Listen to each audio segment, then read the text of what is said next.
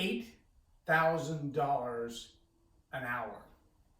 $8,000 an hour. Actually, one guy made out for $200,000 for less than a minute. Welcome to Leading Leaders Podcast. 5-minute videos, 5 days a week. I'm J Loren Norris with Leading Leaders Podcast. And if you missed it this last week, you missed probably one of the greatest hype sales jobs like ever. I mean, ever. Well, maybe the Holyfield was, maybe. But here's the reality. My wife and I decided we wanted to catch this fight to see just how good the comeback might be. So we found a place where they were paying for the fight because I didn't want to pay $89 for the fight. The last one of those I saw lasted 13 seconds. I wasn't about to take a chance of spending the kind of money that you have to pay to be able to see 13 seconds of fight. Now, the prelims were good. All the fights leading up to it, they were worthwhile. But there are a lot of people who go through life with kind of the same mentality that they really just want to see the end result. That's it. That's what they sell. I mean, if you want to sell people having grand success in their life, you don't advertise the number of hours they're going to have to put into their education and the diligence and the weeks and months and possibly years of eating ramen noodles and mac and cheese and peanut butter on crackers just so you can keep the lights on as you're building up to what will one day be your grand success. No, you don't sell them peanut butter and crackers and mac and cheese. You sell them fancy cars and fancy houses and yachts and vacations. That because nobody wants to buy those seasons of mac and cheese, and no, they don't.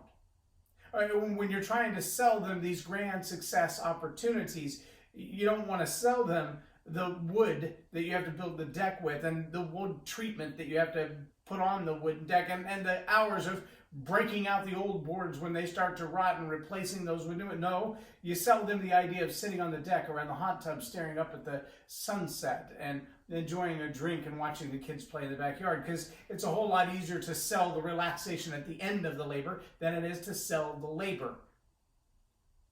So there are a whole lot of people whose entire marketing ploy and even their work as a leader is focused on how do I get people to buy in to the grandeur of the end result.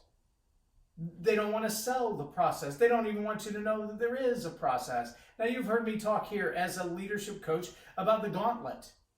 That's that thing that you put in front of somebody that says, if you intend to have that, you're going to have to get past this. If you want me to dedicate my time, my knowledge, my experience, my wisdom into your life, you're going to have to prove to me that you're actually going to show up and do the work and have the results because you're willing to do the labor. If what you're buying from me is results, you're asking the wrong person. I don't do that.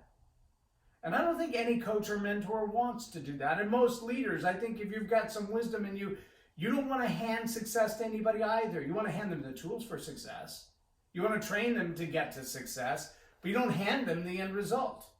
Which means if you're a leader and the buy-in that you get from your team is based on the grandeur of the end results and that alone, that you haven't actually briefed them on or trained them on or prepared them for the labor that's going to go into getting it, then you're doing a disservice to your team. See, 40 seconds, that's all that lasted in that fight. 40 seconds. Was it strategy? Was it luck? Was it a fluke? Was it just the unbeatable? Well, obviously not unbeatable. He's got defeats in his record, but there was some strategy. There was some planning. There were some massive amount of hours in the gym, training, running up and down the road, running up and down the stairs, running up and down the bleachers, punching a bag, getting punched by somebody else, wrestling and rolling and tumbling.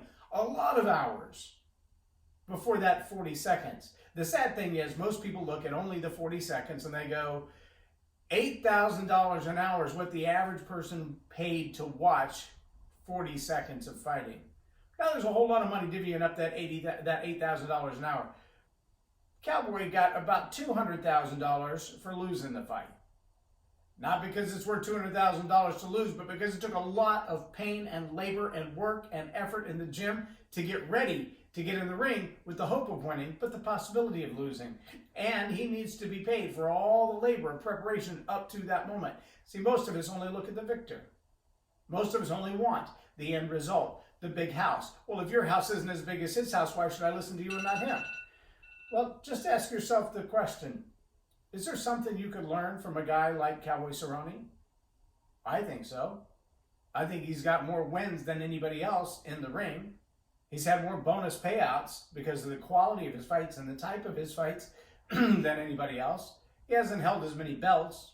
He hasn't won as many first-round knockouts. But he shows up every time, does his diligent work, he's prepared, he's ready, and he comes with everything that he's had. And see, I think most people would be well off to be where he is. And they'd be better people for it as well.